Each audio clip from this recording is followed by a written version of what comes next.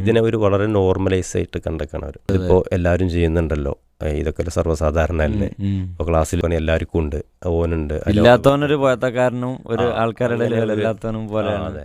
എന്തല്ലേ ഇസ്ലാമിലെ സംഗതി, 2 മിനിറ്റിന്റെ സംഗതി കൊണ്ട് ജീവിതകാലം മുഴുവൻ ഹലാൽ രൂപത്തിലായി. എൻ്റെ ഒരു സുഹൃത്ത് എന്ന് പറയാം. അപ്പോൾ അദ്ദേഹം വളരെ കഷ്ടപ്പാട് അനുഭവിച്ച് ജീവിക്കുന്ന ഒരു വ്യക്തിയാണ്. ഇപ്പോൾ താമസിക്കുന്നത് വാടക വീട്ടിലാണ്. സ്വന്തമായിട്ട് വീട് നിർമ്മിക്കാനുള്ള തറയൊക്കെ ഇട്ടിട്ട് അങ്ങനെ ഗൾഫിൽ പോയതാണ് അദ്ദേഹം. പിന്നെ മൊത്തം 4 മക്കളാണ്. അപ്പോൾ അതിനകത്ത് പിന്നെ ആള് സത്യത്തിൽ ഇപ്പോൾ വീട് തറയിട്ട് അത് പണി തുടങ്ങാനൊക്കെ ഉള്ള ഒരു പ്ലാൻ പ്രകാരം നാട്ടിലേക്ക് ഉണ്ടായി. പക്ഷേ അയാളെ സംബന്ധിച്ചൊരു വലിയ അനുഗ്രഹമാണ്. കുറേ കാലത്തൊരു സ്വപ്നമാണ് ഒരു വീട് ഉണ്ടാക്കണം. അപ്പോൾ അന്ന് കുറച്ച് നേരത്തെ തറയൊക്കെ ഇട്ട് പിന്നെ ഗൾഫിലൊക്കെ പോയി ജോലി ചെയ്ത് ഇനി പതുക്കെ ഉള്ള കാശൊക്കെ വെച്ച് ചെറിയ മട്ടത്തിൽ സ്റ്റാർട്ട് കഴിയുന്ന പോലെ ഒരു സന്തോഷമുള്ള കാര്യമാണ്. അപ്പോൾ അതിന് ഇപ്പോൾ അടുത്ത ദിവസം ആളോട് സംസാരിക്കുമ്പോൾ ഒരു നേരെ അയാൾക്കൊരു വിഷമം ഉണ്ടാക്കുന്നൊരു കാര്യമാണ് പറഞ്ഞത്.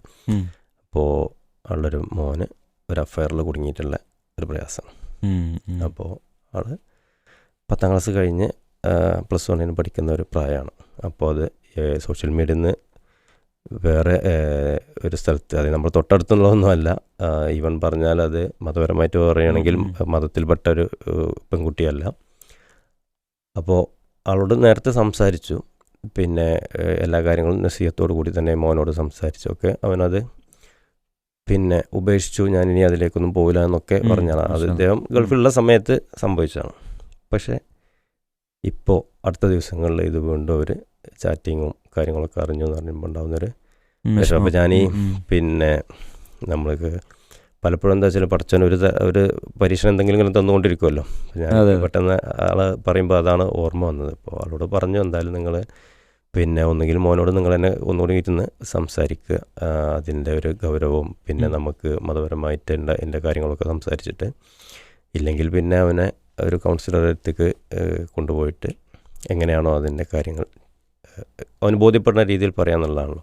അപ്പം ഞാൻ പറയാൻ ഉദ്ദേശിച്ച വിഷയം എന്താ വെച്ചാൽ, ഇന്ന് നമ്മുടെ സമൂഹത്തിലെ കുട്ടികൾ ഉദ്ദേശിച്ചാണ് ഞാൻ പറയുന്നത്, അല്ലെങ്കിൽ ആ കൗമാരക്കാരുടെ പറയുന്നത്, ഇതിനെ ഒരു വളരെ നോർമലൈസ് ആയിട്ട് കണ്ടേക്കാണ് അവർ. ഇതിപ്പോൾ എല്ലാവരും ചെയ്യുന്നുണ്ടല്ലോ, ഇതൊക്കെ സർവ്വസാധാരണ അല്ലേ. ഇപ്പോൾ ക്ലാസ്സിൽ ഞാൻ പഠിക്കുന്ന ക്ലാസ്സിൽ നോക്കുകയാണെങ്കിൽ എല്ലാവർക്കും ഉണ്ട്, ഓനുണ്ട്, ഇല്ലാത്തവനൊരു പോയത്തക്കാരനും ഒരു ആൾക്കാരുടെ എല്ലാത്തവനും പോലെയാണ്. അതെ. അപ്പോൾ വളരെ ഇതിൻ്റെയൊക്കെ പിന്നിൽ ശരിക്ക് വേറെ ആരോ ബോധപൂർവം ഇതിനെങ്ങനെ നോർമലൈസ് ചെയ്ത് കൊണ്ടുവരുന്നുണ്ടെന്നാണ് നമുക്ക് പറയാൻ പറ്റും.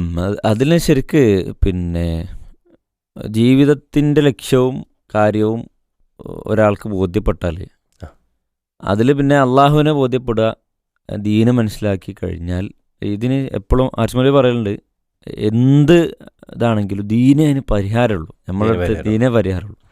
അത് നന്നായി മനസ്സിലായാൽ പിന്നെ ബാക്കിയുള്ളതൊക്കെ നോർമലി എല്ലാ നല്ല മരുന്നാട് വന്നാൽ അസുഖമൊക്കെ പോകണമല്ലോ, അതുപോലെ ഇതിൻ്റെ മരുന്ന് ദീനാണ്. അപ്പോൾ അത് നമ്മളെ ഹൃദയത്തെ ബാധിക്കുന്ന ഇത്രയും വലിയൊരു അസുഖത്തെ നമുക്കൊക്കെ നമ്മുടെ പിന്നെ മനസ്സിന് ബാധിക്കുന്ന ഒരു പ്രശ്നമാണിത്. യെസ്. അപ്പോൾ അത് ഈമാനെ പരിഹാരം അല്ലേ, മനസ്സിലേക്ക് നമ്മൾ ഈമാനെ കൂടുതൽ, അള്ളാഹുവിനുള്ള വിശ്വാസത്തെ കൂടുതൽ ഉറപ്പിച്ചത്. ഈ പ്രശ്നം കുറേ ആളുകൾക്കുണ്ട്. പ്രായം എന്നൊന്ന് വിഷയം ശരിക്ക് ചെറിയ പ്രായത്തിലെ ഈ വിഷയം തുടങ്ങുന്നുണ്ട്. നമ്മൾ അതിന് സാമൂഹികമായിട്ടുള്ള അതിൻ്റെ ഒരു വിഷയം, ഇപ്പം നിങ്ങൾ പറഞ്ഞ പോലെ ക്ലാസ്സിൽ അവർ ഇടപഴകുന്ന ആളുകൾക്കൊക്കെ ഈ വിഷയങ്ങളുണ്ടാകാം. അതേപോലെ ചിലപ്പോൾ TV സീരിയലുകൾ മറ്റു കാര്യങ്ങളിലൊക്കെ ഇതുപോലെയുള്ള സംഗതികൾ നമ്മളങ്ങനെ കാണാത്ത, നമുക്ക് അത് പ്രചരിപ്പിക്കപ്പെടുന്നുണ്ടാവാം. അപ്പോൾ അതൊരു പിന്നെ എല്ലാവർക്കും ഉണ്ട് എന്നുള്ള വിഷയം. ശരിക്ക് പരലോകത്തെക്കുറിച്ച് കൃത്യമായി ബോധ്യമുള്ള, ഞാനിപ്പോൾ ഇത് നിങ്ങൾ പറഞ്ഞപ്പോൾ എൻ്റെ മനസ്സിൽ വന്നത്, കഴിഞ്ഞ ശനിയാഴ്ച ഒരു നിക്കാഹിന് പങ്കെടുത്തിരുന്നു. നിക്കാഹ് എന്ന് പറഞ്ഞാൽ ശരിക്കും ആ കർമ്മം ഒരു മൊത്തത്തിൽ നോക്കിയാൽ അംദും സ്വലാത്തും കഴിഞ്ഞാൽ നിക്കാഹ് ചെയ്യുന്ന സമയം വളരെ ഒരു 2 മിനിറ്റ് കൊണ്ട് ചുരുങ്ങും, അത്രേ ഉള്ളൂ ശരിക്ക്. അതിൽ കൂടെ ഇരുന്ന ഒരാൾ എന്നോട് പറഞ്ഞാണ്, എന്തല്ലേ ഇസ്ലാമിലെ സംഗതി, 2 മിനിറ്റിൻ്റെ സംഗതി കൊണ്ട് ജീവിതകാലം മുഴുവൻ ഹലാൽ രൂപത്തിലായി. ഭയങ്കര എനിക്ക് ആ ഡയലോഗൊക്കെ കേട്ടപ്പോഴേ, അല്ലെങ്കിലോ അവർ പറയണം, അല്ലെങ്കിൽ ഫുള്ള് ഹറാമല്ലേ, ഫുള്ള് ഹറാമിൻ്റെ മാർഗ്ഗമായി. ഈ ഈ ഈ 2 മിനിറ്റിൻ്റെ സംഗതിയാണല്ലോ ഈ ജീവിതകാലം മുഴുവൻ. ഇനി അള്ളാഹു അനുഗ്രഹിക്കുമ്പോൾ പിന്നെ സ്വർഗത്തിലും ഒരുമിക്കാനുള്ളത് ഇങ്ങനെയാണ്. എത്ര ആഴമുള്ള ഒരു വാചകമായിരിക്കും അപ്പം ഫീൽ ചെയ്തത്. ശരിക്കും നിക്കാഹ് കഴിഞ്ഞ് പിന്നെ ഇതൊക്കെ കഴിഞ്ഞിട്ട് ശേഷം നമ്മൾ സ്വീകരിച്ചു എന്ന് പറഞ്ഞ് നമ്മൾ പ്രാർത്ഥിച്ച ശേഷമാണ് ഈ ഒരൊറ്റ ഡയലോഗ് പറയണത്. ശരിക്ക് അഫെയറിലൂടെ നമുക്ക് കിട്ടുന്ന ഒരു മനസ്സിൻ്റെ സുഖം, ആളുകൾക്ക് കിട്ടുന്ന അത് ശരിക്കും പിശാച് കൊടുക്കുന്ന ഒരു അതെ അതെ അത് അത്തരം വിഷയങ്ങളിൽ നിന്ന് മാറി നിന്നാലാണ് കൂടുതൽ പ്രശ്നം എന്ന് ഇങ്ങനെ അവരെ തോന്നിപ്പിക്കുന്നതുകൊണ്ടാണ് അത് മുറിച്ച് വിടാൻ അവർക്ക് കഴിയാത്തത്. പല ആളുകളും നമ്മളെ പിന്നെ പ്രോഫ്കോൺ പോലെയുള്ള പരിപാടികളിൽ ഈ പ്രത്യേകിച്ചും നമ്മുടെ ഈ ക്വസ്റ്റ്യൻ ആൻസർ സെഷനുകളിൽ ഈ വിഷയങ്ങൾ വരാണ്ട് എപ്പോൾ നമ്മൾ ഏത് പരിപാടിക്ക് വെച്ചാലും ഇങ്ങനെ ഞാൻ ഇപ്പം അടുത്ത് നമ്മളെ ഇവിടെ ടീം സ്കോഡ് നടത്തിയിരുന്നു. അപ്പോൾ കുട്ടികൾ അന്നത്തെ ചോദ്യങ്ങളിലും ഭൂരിഭാഗം ചോദ്യം ഇതാണ്. അപ്പോൾ നമ്മൾ അവിടെ പിന്നെ ചോദ്യം ചോദിക്കപ്പെട്ടപ്പോൾ തിരിച്ച് ചോദിക്കപ്പെട്ടൊരു വിഷയം എന്താ വെച്ചാൽ ഉമ്മാനെ സ്നേഹിക്കണം തെറ്റാണോ, ഉപ്പാനെ സ്നേഹിക്കണം തെറ്റാണോ ആരും ചോദിക്കലില്ല. ഇത് ഉള്ളിൽ തെറ്റാന്ന് അറിയാം, എന്നിട്ടാണോ അവർ ചോദിക്കണത്? എന്നിട്ടാണ് ചോദിക്കണത് ക്ലാസ്സിലുള്ള പിന്നെ അവരുടെ അങ്ങനെ പറ്റുമോ, കസിനെ ഇങ്ങനെ പറ്റുമോ? അപ്പോൾ ആ അറിവിനെ ശരിക്ക് നല്ലോണമായിട്ട് മനസ്സിലാക്കിയിട്ട് തീരെ പാടില്ല, എനിക്ക് പാടില്ലാത്തതാണ് കല്യാണം. പിന്നെ മെഹറമിൻ്റെ വിഷയമൊക്കെ അന്ന് അവിടെ വന്നു. അപ്പോൾ ശരിക്ക് ഈ ഒരു ബോധ്യം ശരിക്കും നമ്മൾ ചെറുപ്പത്തിലേ പറഞ്ഞു കൊടുക്കണം.